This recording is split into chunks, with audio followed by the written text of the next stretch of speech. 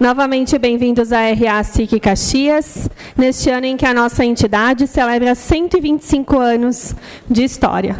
Com orgulho, somos a casa de todos os futuros. Damos boas-vindas ao palestrante, o pré-candidato à presidência da República pelo Partido Social Democrático e ex-governador de Goiás, Ronaldo Caiado, que logo mais abordará o tema segurança, devolver o Brasil aos brasileiros de bem. Agora nos telões, as marcas patrocinadoras e apoiadoras da RA SIC Caxias.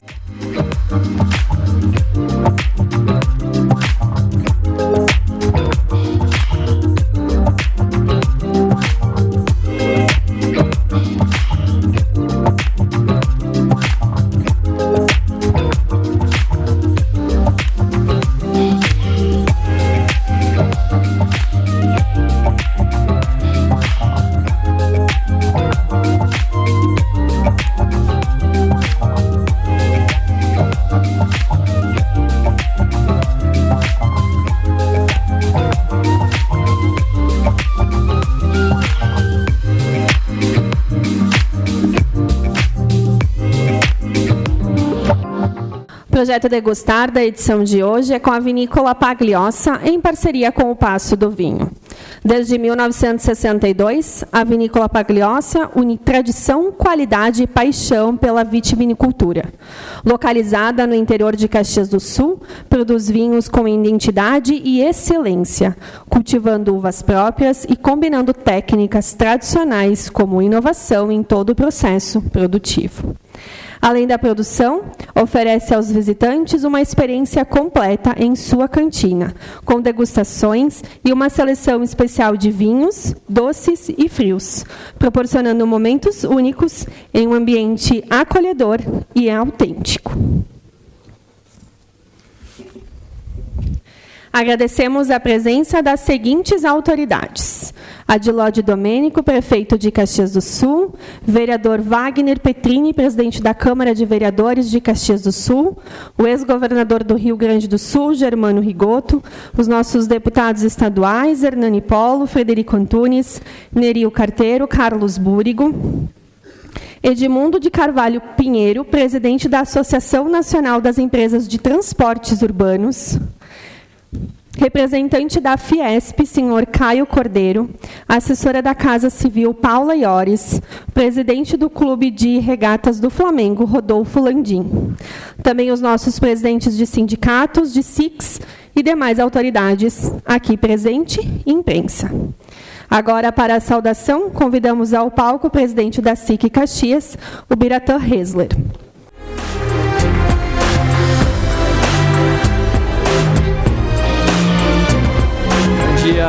Bom dia, muito prazer poder estar com vocês em mais uma semana, hoje num dia atípico, né, mas com um motivo bastante importante, que é receber o ex-governador, né, de Goiás e pré-candidato à presidência da República, Ronaldo Caiado. Agradecemos a sua presença aqui na SIC Caxias do Sul, que é a casa de todos os futuros. Eu estendo a saudação aos meus vice-presidentes, ao Oliver, ao André, que aqui estão, ao Marcos, que está curtindo as suas férias nesse momento. Muito obrigado por estarem comigo. Ao Conselho Superior e Conselho Deliberativo, em nome do seu Nadir, presidente do Conselho Superior, é o nosso vice-presidente do Conselho Deliberativo, o Ragazon. Muito obrigado, e assim cumprimento a todos os integrantes desses dois importantes conselhos da nossa casa. Estendo também a minha saudação às lideranças empresariais, às autoridades já nominadas, aos presidentes de sindicatos patronais que aqui estão, aos nossos associados, à nossa imprensa, que muito bem se faz presente aqui nessa RA, e a todos os que estão nos acompanhando nesse momento. Senhoras e senhores, a RA de hoje, para que todos saibam, ela atende a uma das diretrizes de atuação da nossa entidade, que é o compromisso permanente com o debate político qualificado e de alto nível. Cumprimento de forma bastante especial o nosso palestrante, o ex-governador de Goiás e pré-candidato à presidência da República, Ronaldo Caiado, e agradecemos a sua presença e a disposição de trazer à comunidade empresarial da Serra Gaúcha reflexões sobre um tema que ocupa hoje, sem dúvidas, uma das maiores preocupações da sociedade brasileira, que é a segurança pública. Por isso acreditamos que o período pré-eleitoral precisa ser aproveitado com elevado espírito público. O Brasil enfrenta desafios profundos demais para reduzirmos o debate político a slogans, a radicalizações ou a disputas ideológicas descoladas da realidade brasileira. Essa entidade seguirá sempre aberta à apresentação de ideias, a propostas e programas de governo de candidatos que desejem dialogar com o setor produtivo e com a sociedade da Serra Gaúcha. O nosso objetivo é contribuir para elevar a qualidade da discussão nacional e auxiliar os cidadãos na compreensão dos caminhos que estão sendo propostos ao nosso país. Segurança, governador Caiado, com certeza é um tema central.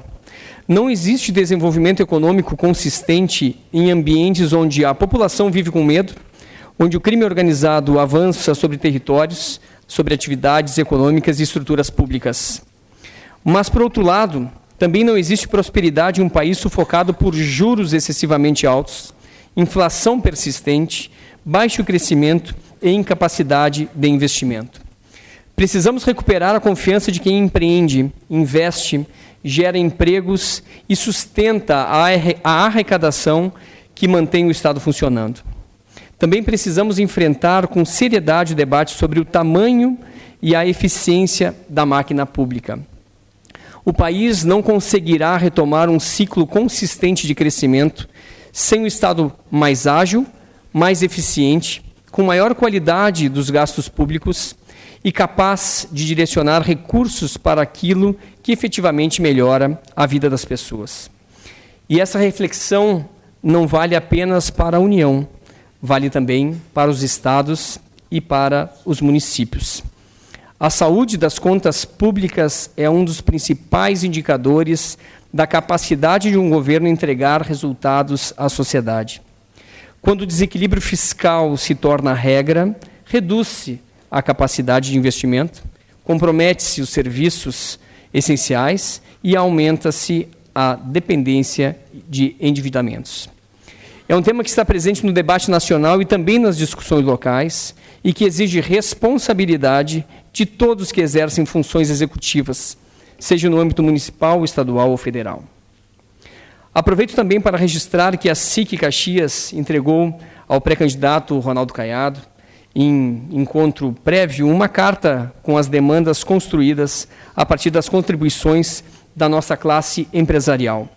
O documento reúne propostas e preocupações relacionadas ao ambiente econômico, social e institucional do país e reflete a visão de uma região que produz, empreende e contribui de forma decisiva para o desenvolvimento do Rio Grande do Sul e do Brasil. Aqui cabe dizer que nos preocupa a recente aprovação pela Câmara dos Deputados da PEC que prevê o fim da escala 6x1 e a redução da jornada de trabalho no Brasil, matéria que segue agora para discussão no Senado Federal. A SIC Caxias já se posicionou publicamente sobre esse tema e promoveu debates envolvendo lideranças empresariais e entidades representativas, porque entende que mudanças dessa dimensão não podem ser conduzidas sob pressão eleitoral, sem análise aprofundada dos impactos econômicos, operacionais e sociais.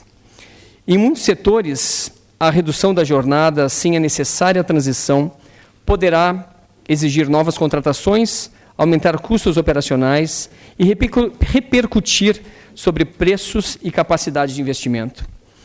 Todos sabemos que o Brasil tem uma das realidades de trabalho mais complexas e diversificadas do mundo, com milhares de ocupações e diferentes dinâmicas produtivas, o que torna temerário tentar enquadrar todas as atividades econômicas em uma única regra constitucional, sem o devido debate eleitoral.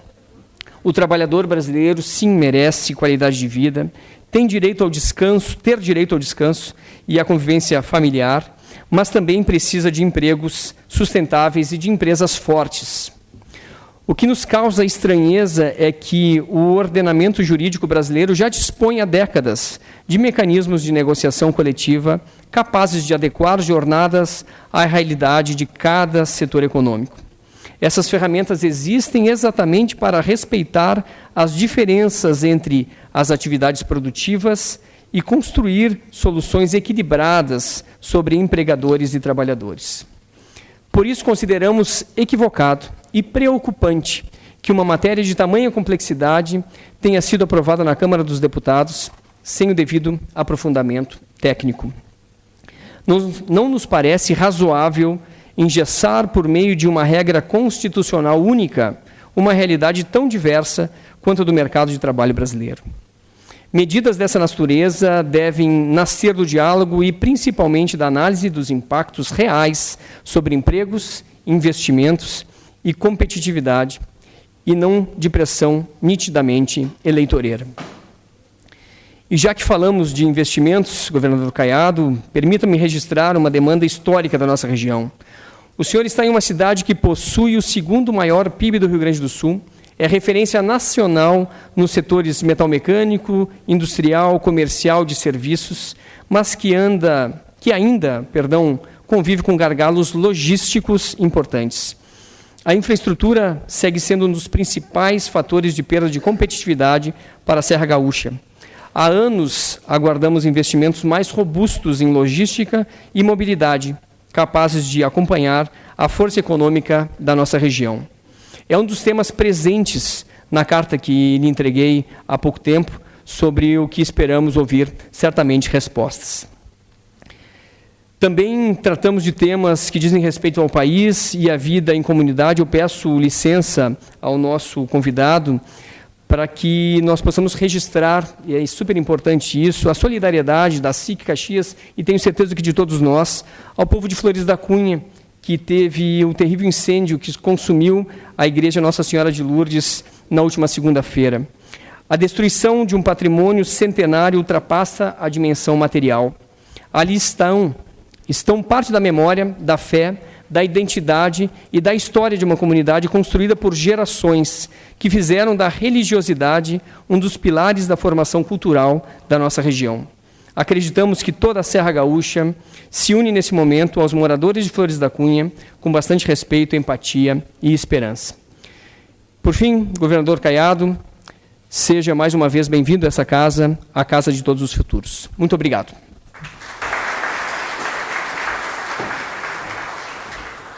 Senhoras e senhores, neste momento gostaríamos de fazer um agradecimento muito especial às associadas que participaram da pesquisa Voz da Associada 2026. Mais do que responder a uma pesquisa, elas contribuíram com ideias, percepções e experiências que ajudam a SIC a evoluir, fortalecer sua atuação e construir ações cada vez mais alinhadas às necessidades de suas associadas. Acreditamos que ouvir é essencial e, através dessa escuta, que conseguimos construir uma entidade mais conectada, representativa e preparada para o futuro. Como forma de agradecimento pela participação, realizamos o sorteio de 3 Amazon Echo Dot entre as participantes da pesquisa. Para a entrega do presente, convidamos ao palco o presidente da SIC, acompanhado dos nossos vice-presidentes. Presidente Bira, por favor. Nossos vice-presidentes, Oliver, por favor, Zuco. Venham ao palco para a entrega. E convidamos agora os representantes das empresas associadas ganhadoras para receberem o seu presente. Giovanni Pasquale, Sheila Teles de Lima e Denise Galho. Por favor, ao palco.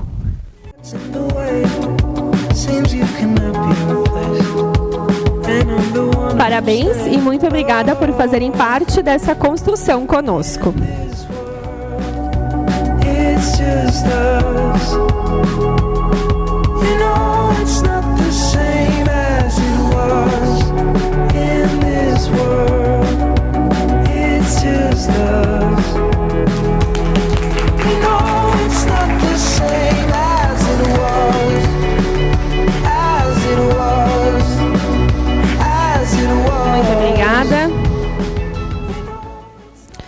Convidamos a todos, antes da palestra, então, para participarem dos próximos eventos da SIC Caxias. Acontece nos dias 17 e 18 de junho, das 14 às 18 horas, no UX Teatro, o SIC Connection, com o tema sobre o tempo. No dia 17 de junho, a programação contará com Alessandra Carini e Mário Lafitte, além de Christian Barbosa e Ricardo Amorim. E no dia 18 de junho, sobem ao palco Marcos Pontes, Érica Bamberg e Ricardo Wagner. Serão 2 dias de conteúdo, experiências voltadas à inovação, produtividade, estratégia e desenvolvimento humano. Os passaportes estão disponíveis no site do sicconnection.com.br até dia 15 de junho. E antes da palestra, já fica o convite para participarem da próxima edição da RA SIC Caxias, que acontece dia 8 de junho, com o vice-governador do Estado e pré-candidato ao governo do Rio Grande do Sul, Gabriel Souza. Senhoras e senhores, para a sua palestra sobre segurança, devolver o Brasil aos brasileiros de bem, convidamos ao palco da RA SIC Caxias o pré-candidato à presidência da República pelo Partido Social Democrático e ex-governador de Goiás, Ronaldo Caiado. Muito bem-vindo.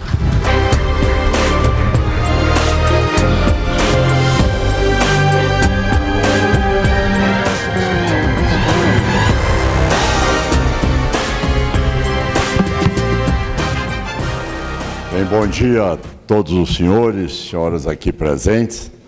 Imensamente honrado em poder ser convidado para falar hoje com vocês num período de tamanha importância que antecede o pleito de 4 de outubro, onde nós daremos aí uma nova referência para o Brasil e que eu acredito muito.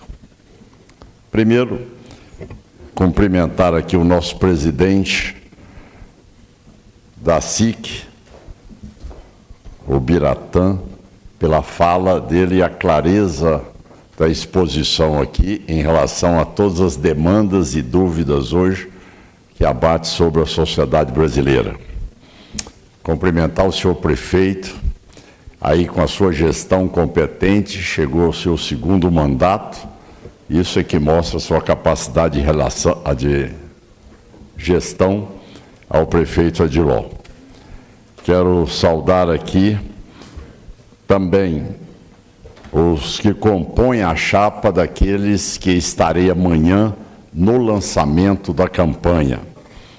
Estarei em Porto Alegre, acompanhando o senhor governador Eduardo Leite, que lançará o candidato, seu vice-governador, num grande evento que nós teremos lá, acompanhado de uma composição de uma chapa do Gabriel, vice, o deputado Hernani, que está aqui conosco, como senador da República também, o ex-senador aqui presente, o Rigoto, e também o deputado estadual Frederico.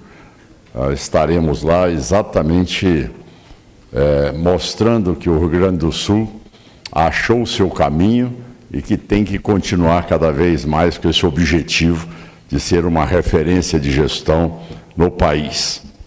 Agradecer aqui ao presidente da Câmara, ao vereador Wagner, também ao ex-governador Sartori, que foi colega e que tive a oportunidade de conhecê-lo também, que é desta cidade. Agradecer aqui ao Daniel Rondon, que estive lá na empresa dele hoje pela manhã e fiquei encantado com aquilo que vocês estão desenvolvendo aqui, com isso essa cidade e esta região ser a capital de tantas áreas na indústria, na área de metal mecânica, também em outras áreas, vocês são referência aqui no Brasil. Agradecer à presidente do sindicato do Sindilojas, a Márcia, que também me passou um documento. Este outro em relação a o pensamento da SIC em relação à próxima presidência da República. Bem,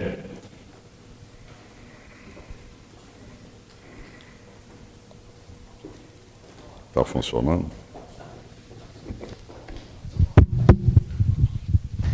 Bem, eu não quero cansá-los de apenas falar e quero abrir também um espaço para que vocês possam perguntar, para a gente colocar aí um encontro que seja mais proveitoso.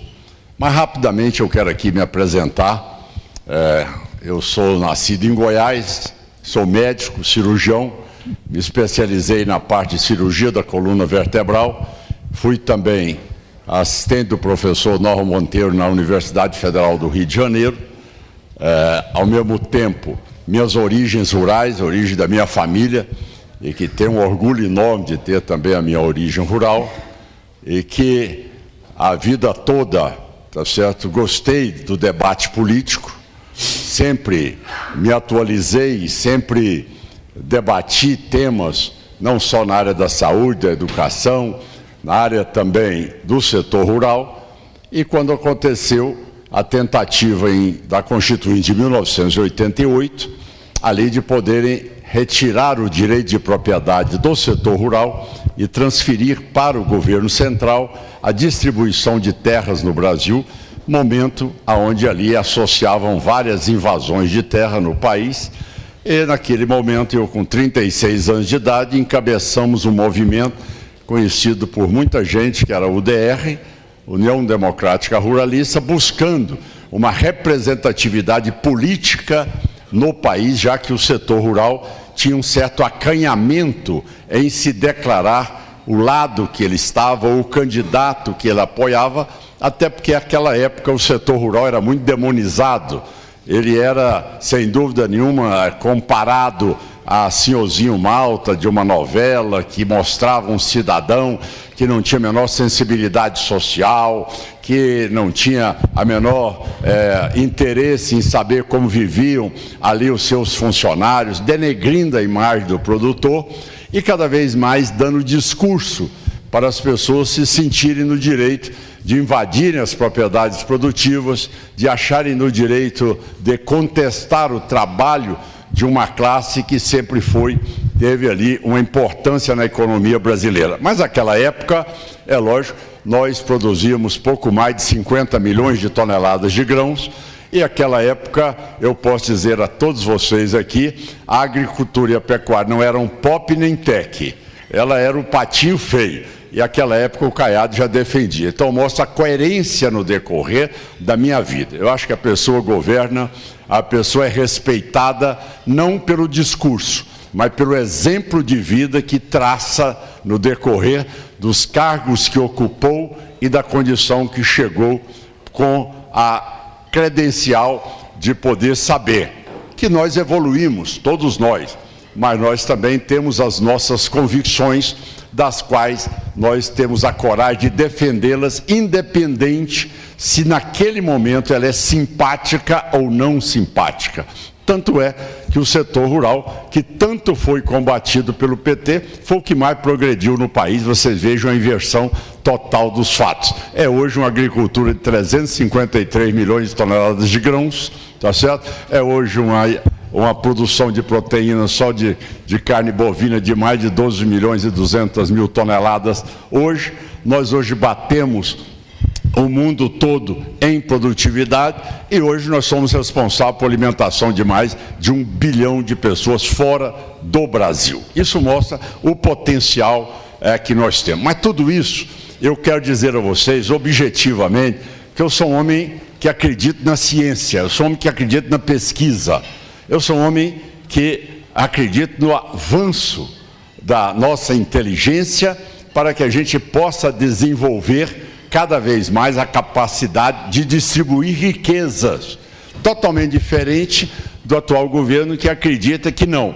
Ele tem que tutelar toda a sociedade brasileira e manter cada um com a mesadinha para não sair dessa tutela deles e não evoluírem intelectualmente e muito menos na área do Brasil ser uma referência para o mundo na condição de exportar conhecimento. Então, vocês veem, a agropecuária brasileira, ela desenvolveu como? um grão de soja, eu, jovem, onde é que se falou ou se pensou em plantar soja em Goiás? Não existia isso. Era algo do Rio Grande do Sul, Paraná, Santa Catarina.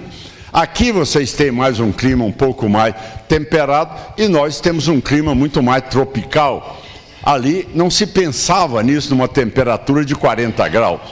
O que é a evolução que nós temos hoje, exatamente num grão de soja hoje, que nós evoluímos a esta condição de transformá-la numa condição de produzirmos soja hoje no mesmo nível de produtividade por hectare que o Rio Grande do Sul. Tanto é, estão os gaúchos lá, em Goiás, no centro-oeste todo, no norte do país, que nos ensinaram a poder desenvolver essa cultura que passou a ser a maior abertura de fronteiras agrícolas que nós já tivemos no Brasil, que devem a vocês que foram nos ensinar como desenvolver essa agricultura e hoje nos transformamos na maior potência do mundo em produção de soja. Junto a isso, é dizer que foi a ciência que fez com que nós chegássemos a essa condição. Eu costumo, às vezes, brincar, dizer que o grão de soja hoje no Brasil, com esses cultivares os mais sofisticados, ele tem mais tecnologia hoje do que um iPhone, tá certo? Essa é a realidade que nós avançamos hoje na pesquisa e na inovação. Em relação à pesquisa e inovação e o avanço da tecnologia, é que naquilo que é política de governo, você não vê esse mesmo avanço que nós poderíamos ter. Essa é uma frustração, sem dúvida nenhuma, para toda a juventude brasileira, as novas gerações no Brasil, que não têm uma perspectiva aqui de poderem desenvolver e ter aqui a condição de chegar a níveis que chegaram os países europeus, asiáticos e os Estados Unidos. Esta é a frustração. Mas qual é a causa determinante dessa frustração? É quando você instala um governo que mantém o comando das diretrizes do país nos últimos 20 anos. 20 anos. 20 anos é muito tempo.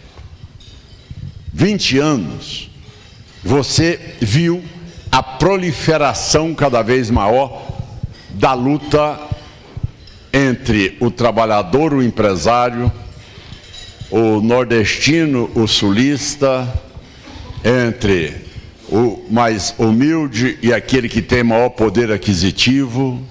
Você viu fomentar uma luta de classe no país, uma divisão no país. Não se governa com esse clima de enfrentamento, de discórdia e de cisânia. Você governa pacificando o país. Não é desta maneira que você vai ter um país que vai chegar a condições de poder amanhã ser uma referência na área da pesquisa e na área do desenvolvimento. O Brasil, se vocês buscarem uma comparação rápida, vocês veem que nós ainda estamos numa fase, com raras exceções, como pela manhã hoje lá na Randon, eu estava recebendo uma verdadeira aula, não é? Em que eles chegaram aqui à sofisticação de chegar a nanopartículas do nióbio e com mais de 300 patentes de grandes referências registradas no mundo. Onde é que está isto hoje? Em algumas e pequenas regiões do país que desenvolveram essa capacidade de ter a tecnologia e a inovação. Qual é o apoio que nós temos do governo? Perdemos toda a condição de disputar na área de manufaturados. Mas, no entanto, vocês todos sabem aqui, eu citei o nióbio especificamente, porque nós brasileiros temos e somos a única grande reserva de nióbio no mundo. Então, não se desenvolve o aço, não se desenvolve nenhuma dessas áreas, se não tiverem o nosso produto. Mas vocês sabem como ele sai do Brasil? De forma bruta. Ele não é aqui, tá certo? Utilizado para vendermos o nosso produto final. Nós temos ao mesmo tempo, e isso aí teve umas descobertas, e a partir de 2019, quando eu entrei no governo, nós iniciamos a exploração de terras raras pesadas, que o presidente nem sabia o que era isso, não tinha nem noção do que era isso. E que de repente nós começamos a produzir em Goiás, e aí as terras raras pesadas passam a ser hoje a joia da coroa. Você não tem avanço hoje de inovação tecnológica se você não tiver aquilo que compõe as terras raras pesadas para você poder chegar num grau de avanço hoje, tanto em aparelhos da área de saúde, de eólicas, de placas, de armas de alta precisão e de resistência. Você não tem hoje a capacidade de desenvolver semicondutores, baterias capazes de poder amanhã ter uma capacidade de armazenamento de energia capaz amanhã de ser aplicada e de ter resultado prático. Então, o Brasil produz, é a única região no mundo ocidental, está em Goiás hoje, a produção de nióbio, com mais 4 outras minas que serão exploradas, tá certo? E saindo do estado a preço de $70 a tonelada. Eu cheguei e disse, olha, tudo bem, mas nós temos um acordo. Você não está aqui embutindo nenhuma tecnologia. Você está fazendo aqui uma separação grosseira e vendendo a tonelada desse minério a $70 a tonelada. Eu não vou aceitar isso. Aí eu fui ao Japão, tá vendo? Também em contato com o governo americano, e nós assinamos 2 memorandos de entendimento para que nós trouxéssemos desses países, já que a China cortou 100% a transferência de produtos de terras raras, nós trouxemos o apoio para que nós tivéssemos uma evolução gradual. Não é que nós vamos, a partir de amanhã, fabricar semicondutores, nem baterias de alta capacidade e nem motores de eólica de um dia para a noite. Mas nós estaremos separando esse produto, que só dele ser separado, eu já passo a vendê-lo a $1.000 o quilo de cada um deles. Para vocês terem uma ideia, ao invés de $70 a tonelada. Isso acontece com o Brasil. O Brasil não saiu dessa fase de Brasil colônia nas suas riquezas e nas suas potencialidades, certo? Nós temos a maior reserva de água doce. Nós temos aqui um amigo meu que está aqui presente, tá certo? Carioca, mas é uma das maiores cabeças na área de petróleo, tá certo? Que é o Landim, que sabe muito bem, que me ensina sempre, que o Brasil tem todo esse potencial de descoberta também, exploração de petróleo aí do nosso pré-sal, e que, no entanto, nós reinjetamos 115 milhões de metros cúbicos de gás por dia, sem usarmos isso. Meu estado, por exemplo, não tem gás natural, e nós não temos a produção nem de ureia, nem de amônia. Nós somos dependentes da agricultura e outros setores, como da bovinocultura também, e estamos importando do Irã. E, no entanto, nós temos também a produção de cloreto de potássio, e nós estamos importando da Ucrânia, da Rússia. E nós temos fósforo, e nós estamos importando de fora. E nós temos enxofre, e nós estamos importando. Então, essa é a condição que um governo que não tem visão de futuro, que não estimula o desenvolvimento, ele passa a fazer uma política social, não para estimular a pessoa a estudar, nem a desenvolver, mas se acomodar numa situação que o governo vai mantê-lo. Esta é a realidade. Já são 3 gerações criadas neste modelo. Isto é, sem dúvida nenhuma, roubar o futuro do Brasil. Junto a isso, o que ocorreu? Um avanço exponencial, certo? E que ninguém nunca imaginou na vida ter hoje 2 grandes facções brasileiras que são as maiores multinacionais do crime no mundo. Bateram as russas, bateram, tá certo, as italianas, bateram todas hoje. Eles são aquilo que preocupa o mundo hoje. O Brasil não produz cocaína e nós somos os maiores exportadores de cocaína para o mundo. Onde, na Amazônia brasileira, ali nós temos as facções da Colômbia, da Venezuela, também do México, instaladas aqui e fazendo com que a Bolívia, com que a Colômbia e o Peru sejam os grandes transferidores dessa tecnologia para, na Amazônia brasileira, ser ali o grande hub, a grande estrutura que alimenta o mundo hoje, com os tentáculos que tem hoje o PCC e o Comando Vermelho no mundo todo. E vejam bem, isto aí nunca teve um combate do governo às facções criminosas. Eles sempre foram coniventes com este processo que se alastrou no país. Nós temos mais de 50 milhões de brasileiros que vivem sob o comando das facções criminosas no país. E o que é mais grave, elas estão invadindo a economia formal. Hoje você não sabe se aquela pessoa que está numa empresa, se ele realmente está ali com o investimento dele, ou se aquilo ali é lavagem de dinheiro. Essa é a grande interrogação no país.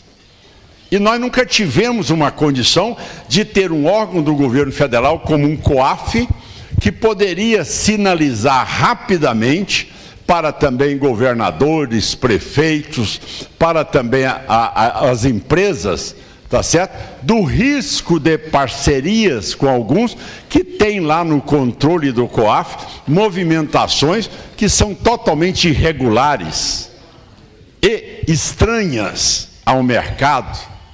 Nada disso acontece e eles começaram a invadir cada vez mais a economia formal no Brasil. Avançaram na política, onde, para vocês terem uma ideia, na Amazônia brasileira, quase que 60% dos municípios já são comandados por prefeitos ligados ao narcotráfico.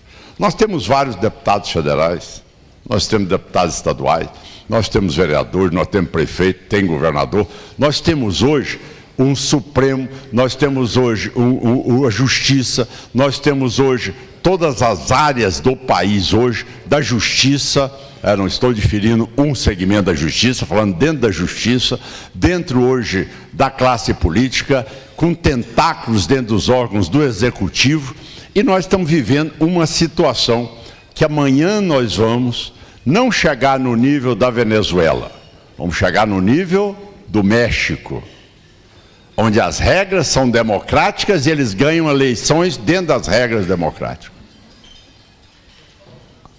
Esta é a maior preocupação hoje que nós temos no Brasil.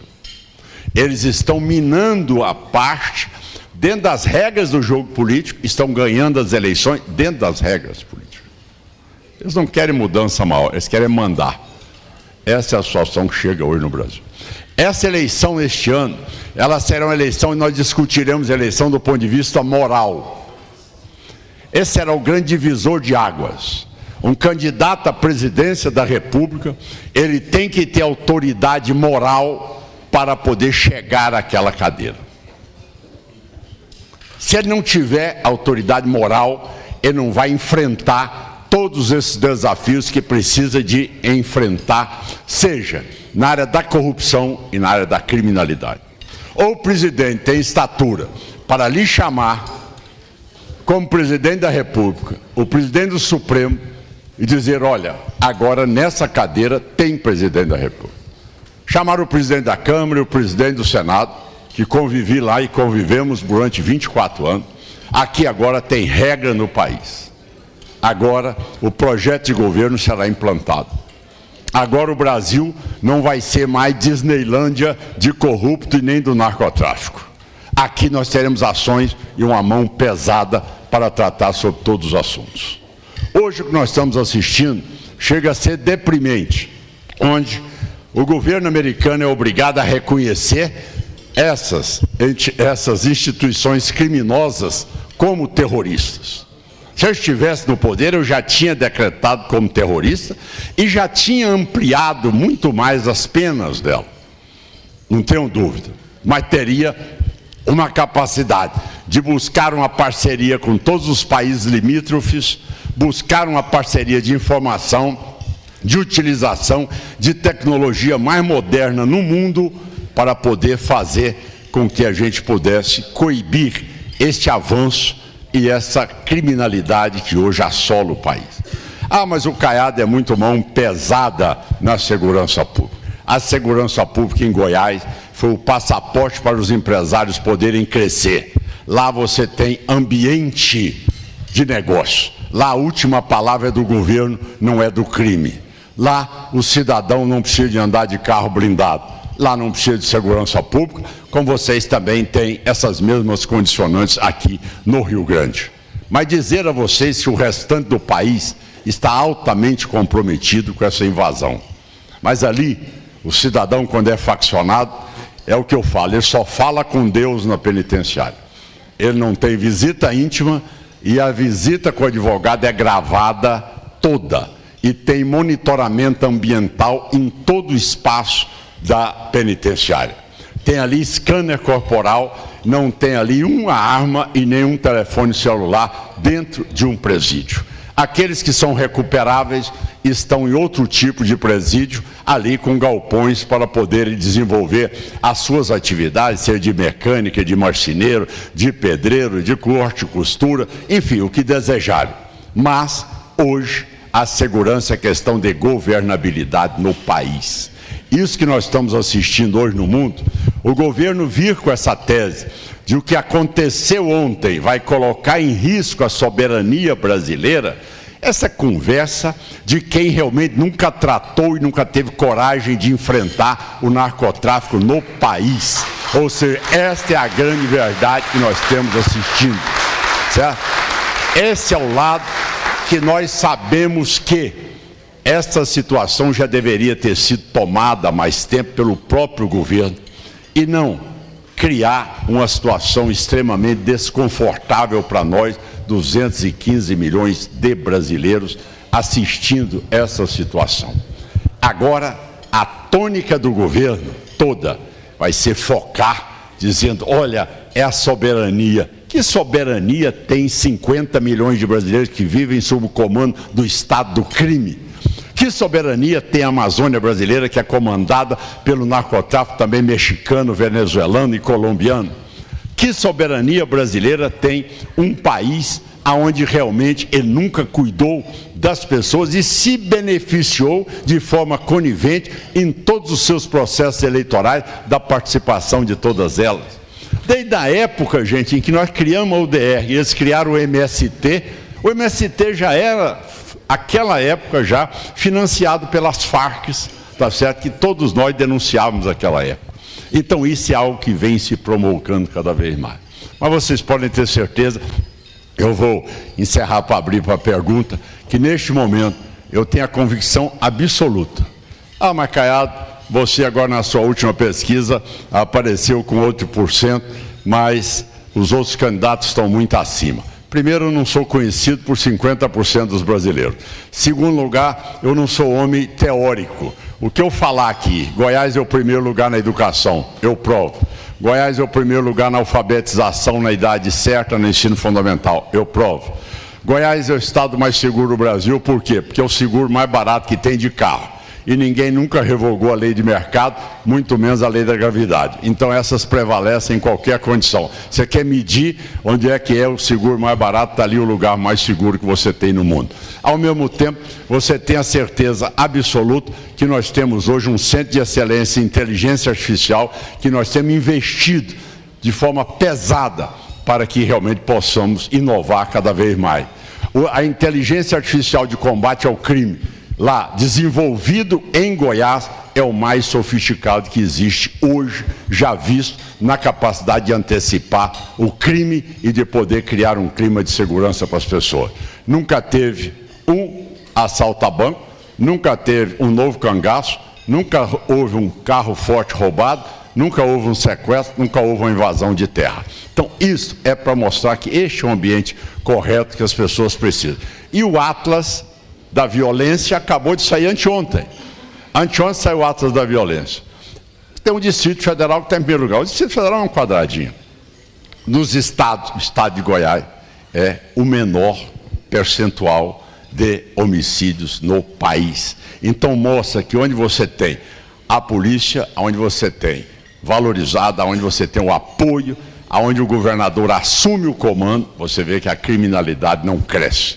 E isso aí você traz a governabilidade. A reforma tributária, eu quero dizer a Márcia que o que ela me encaminhou aqui agora é um setor que eu vou rever. Chegando à presidência, eu vou rever.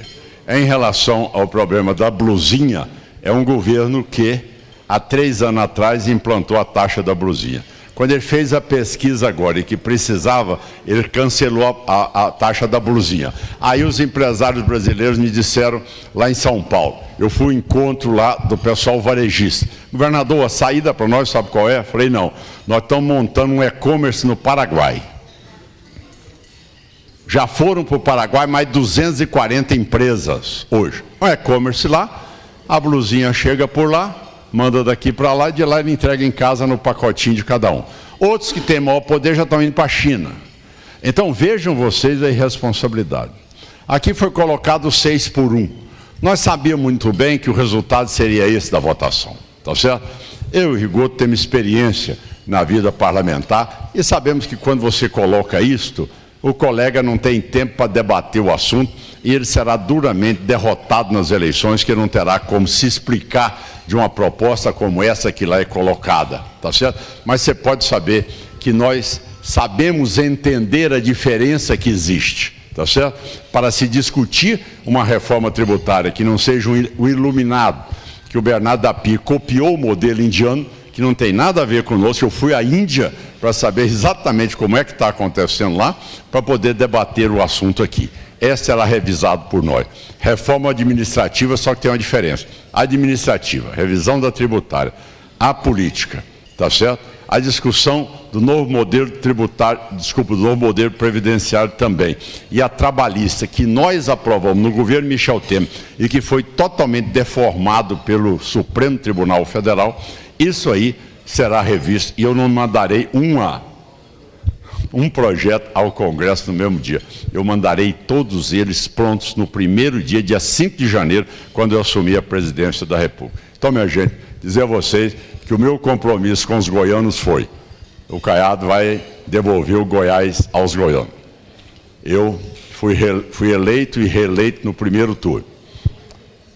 Na minha segunda eleição, eu tive próximo a 52% dos votos válidos e ganhei no primeiro turno. Saí do estado de Goiás com 88% de aprovação. Ou seja, eu saí com os goianos reconhecendo, mesmo os que não votaram em mim, reconhecendo que o governo forneceu entrega. Então, fica aqui a pergunta: ganhar do PT é possível? É. Mas, se não souber governar, ele volta de novo em 2030. Então nós temos que fazer com que uma boa governança, a opção do PT em Goiás será daqui 100 anos. Pode ser que eles tenham. Até hoje eles não têm nem candidato a governador do estado lá, porque realmente lá o PT não cresce, porque o nosso governo foi de entregas e de resultados à população. Política social, educação, saúde, segurança pública, a transferência de serviços digitais para a sociedade goiana e, ao mesmo tempo, elevando o padrão de Goiás na área da inteligência artificial e também na exploração de minerais. Farei também uma visão no Brasil, uma política de petróleo e uma política mineral para poder sentar à mesa de negociação no exterior e poder ter capacidade de negociar de igual para igual, não na dependência que o Brasil vive hoje. Então, muito obrigado a oportunidade que vocês me deram e quero abrir aqui para algumas perguntas. Aí talvez eu não entrei muito no processo da campanha eleitoral de 2026, mas pode ser que venha alguma pergunta e estou à disposição para responder a todos vocês.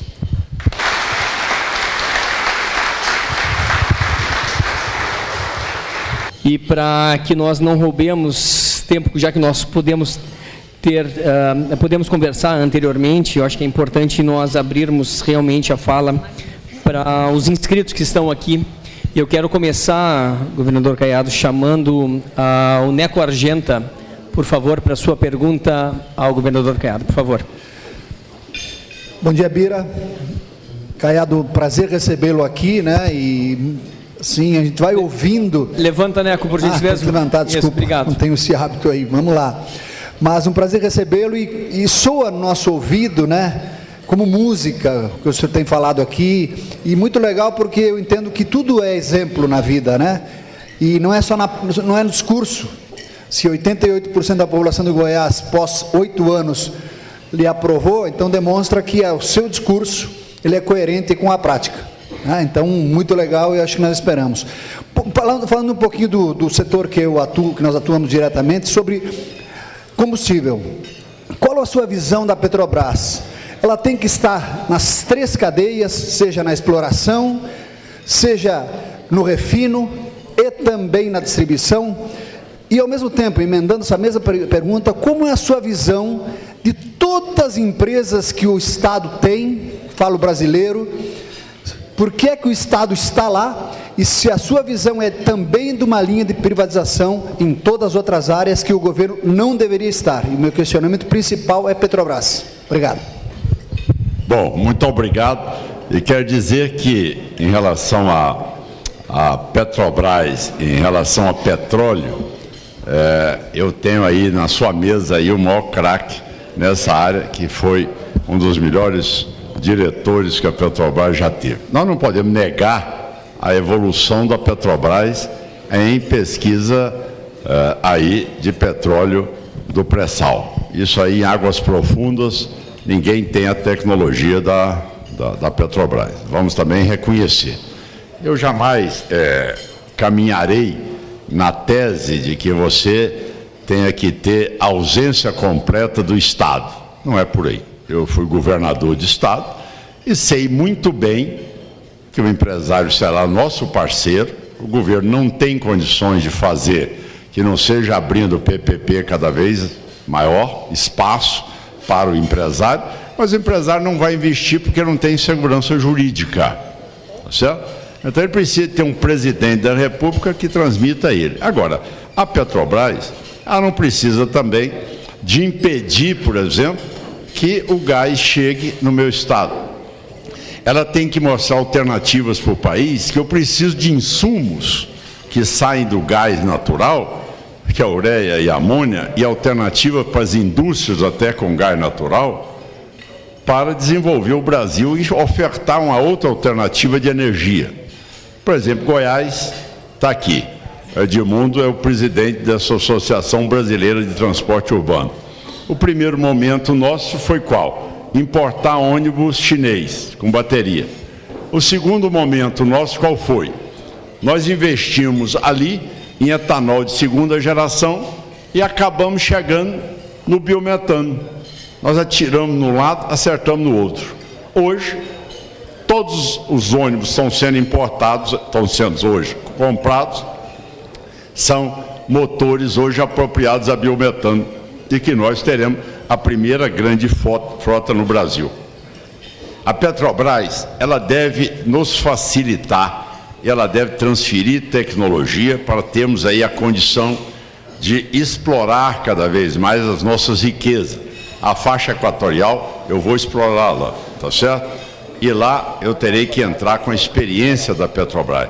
Poderemos fazer leilões também naquela região? Poderemos, mas nós não podemos desconhecer que ela não pode ter o monopólio que ela tem hoje, de que todo aquele poço a ser explorado depende da vontade dela ou não, de poder optar ou não por ele, travando todo esse desenvolvimento brasileiro por 20 anos, como ela tem feito desde da votação nossa no Congresso Nacional. Então, são essas modificações que nós teremos e faremos. Mas não é dizer assim, ó, você vai acabar com toda a estatal, você vai acabar com o Banco do Brasil, vai acabar com a Caixa Econômica, vai acabar com a Petrobras. Não, nem tanto ao céu, nem tanto à terra, tá certo? O equilíbrio, o meio termo, a credibilidade de um presidente da República, ele tem que ter muito cuidado. Ele não pode estar falando dentro ali de um curralzinho e depois dizer coisas que não vão acontecer. A credibilidade do presidente ela é muito importante e as medidas têm que ser tomadas gradualmente para o empresário se sentir confortável em avançar na área que é monopolizada por ela. Pode ter certeza disso. Muito obrigado, muito obrigado. Temos um segundo inscrito, Cláudio Meneghel, presidente do Simplas. Por favor, Cláudio. Bom dia, governador. Boa tarde, Bira. Então, Cláudio Meneghel, presidente do Simplas, que é o Sindicato da Indústria de Material Plástico do Nordeste Gaúcho. Temos sob nosso guarda-chuva cerca de 700 empresas na região e algo em torno de 30 mil funcionários. Candidato Caiado, o plástico ele está presente em 94% dos setores da economia brasileira. Ele vai da embalagem ao implante médico. Ele vai do automóvel ao avião. Mas ele é invisível, porque ele quase sempre é componente. Raras vezes ele é produto final. Mas assim como o diesel, quando a resina sobe, e sobe bastante, nos últimos meses nós dobramos o valor, tivemos aumentos de mais de 100%, o custo sobe em toda a cadeia. Hoje a petroquímica brasileira, operando a pleno, com o pé no fundo, ela consegue suprir em torno de 58% da demanda nacional das resinas. O restante precisa ser importado. E aí que aparece uma incoerência. Ao mesmo tempo que a produção nacional ela é insuficiente para atender o nosso mercado, o mercado das empresas transformadoras, estas mesmas empresas são oneradas com antidumping sobre resinas importadas. Esse antidumping hoje $200 a tonelada e estão falando de subir para $700 a tonelada. A minha pergunta fica, que política concreta, com prazos, o senhor propõe para ampliar a oferta doméstica e como o senhor avalia essa contradição entre proteção tarifária e realidade no abastecimento nacional do setor? Bom, eu quero aqui dividir com todos que estão presentes. Vocês não estão pensando que o Brasil está na condição de um cidadão que sofreu uma pequena lesão no menisco do joelho, né? Então, o próximo presidente da República, para encarar o país, ele vai receber um paciente que o trem passou por cima dele, polifraturado, sangrando por todos os poros, tá certo? Então, não adianta vir com essa tese que você tem varinha de condão que você vai resolver tudo, tá certo? Os gastos hoje não cabem no orçamento brasileiro. O Lula já gastou R$1 trilhão em 3 anos e meio. O quadro hoje, ele é de uma gravidade ímpar, certo? Essa é a realidade. Com mais essas falsas bondades que ele está ofertando ao cidadão brasileiro, ele ainda vai levar o país a ter um período muito difícil para superá-las. O que eu acredito é no engajamento dos empresários, a um presidente da República que tem autoridade moral, e que vai dizer a vocês que eu não vou enfiar a mão no bolso de vocês, que vocês já pagam 34% hoje só de imposto, que vocês já têm um custo Brasil de 23%, certo? Que vocês hoje não são competitivos, a não ser com venda de commodities, é que, se vocês me derem um prazo, eu garanto que eu baixo 1% nesse percentual da dívida PIB. Este é o compromisso que eu quero fazer com vocês.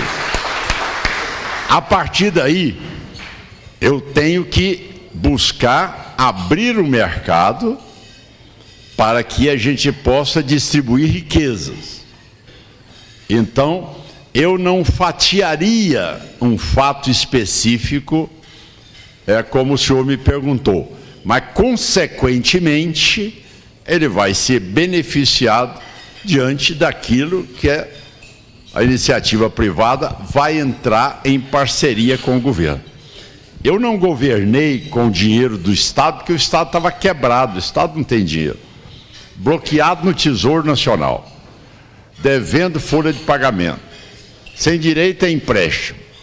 Como é que eu entreguei um Estado com 9 bilhões e 800 milhões em caixa, fazendo 9 hospitais regionais, tendo a melhor segurança, tendo a melhor educação do Brasil, investindo 17 bilhões na segurança, 8 bilhões e meio na educação, dando condições para que os programas sociais fossem emancipatórios com 3 bilhões de reais?